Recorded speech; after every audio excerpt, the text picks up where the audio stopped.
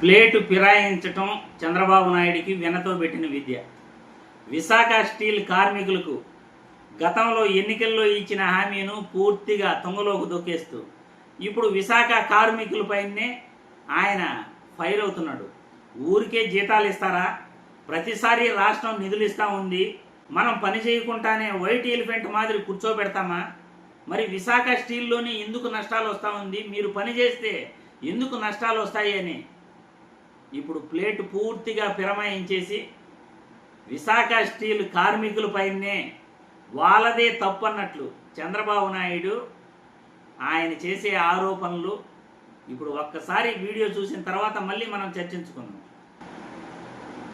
హక్కు విశాఖ ఉక్కు, మనం పని చేయకుండా దాన్ని వైట్ ఎలిఫెంట్ మారి పెట్టుకుని కూర్చుంటారు. ఇంట్లో పని చేయించాలి, మనం కూడా పని చేయాలి, కష్టపడక్కర్లేదు.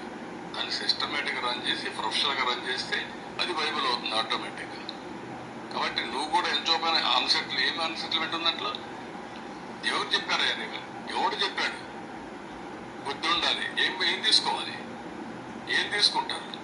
12,000 కోట్లు ఇస్తే ఏం తీసుకుంటారంటే కొంచెం ఇంటికి వచ్చి చెప్పాలా? నేను ప్రైవేట్ చేయమని ఎన్ని చెప్పాలి?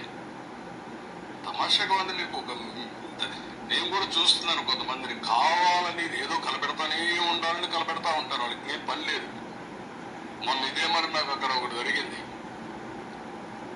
ఏ ఇండస్ట్రీ రానివ్వకుండా చేస్తే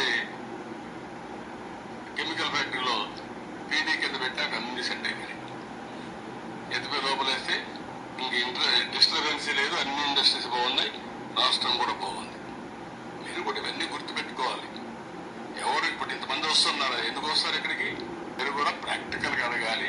అందరం కూడా జాగ్రత్తగా మనం ఇంత సక్సెస్ అయిన తర్వాత అక్కడ ఎవరో ఒకరు ఎవరు చెప్పారు, ఎవరు చెప్పలేదు. చెప్పకపోతే దాన్ని ఒక ఇష్యూ చేయాలని ఒక సీట్ ఒకటి వేస్తాం.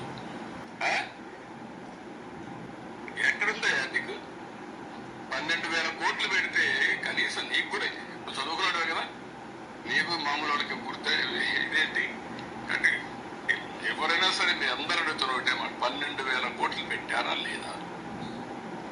బికాస్ ఆఫ్ గవర్నమెంట్, అవునా కాదా? అది చూసారుగా విశాఖ స్టీల్ కార్మికులపై ఆయన మాట్లాడుతున్న మాటలు.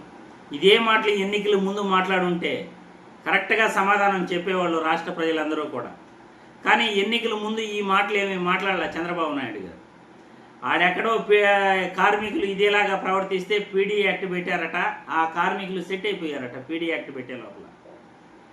అంటే కేసులు పెట్టడం, కేసులు పెడితే ఆటోమేటిక్గా కార్మికులందరూ కూడా దారిలోకి వచ్చేస్తారు.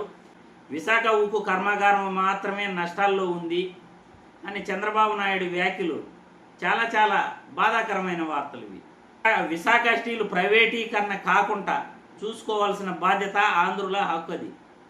ఎందుకంటే ఎన్నికల్లో మీరు హామీ ఇచ్చారు కాబట్టి ఈరోజు విశాఖ స్టీల్ కార్మికులు జీతాలు 2 నెలలకు పడుతున్నా 3 నెలలకు పడుతున్నా వాళ్ళు ఓర్చుకుంటూ వాళ్ళ యొక్క కోరికల్ని ఆ ఉద్యమాల ద్వారా వాళ్ళు తెలియజేసే నిరసనల ద్వారా తెలియజేసే ప్రయత్నం చేస్తున్నారు.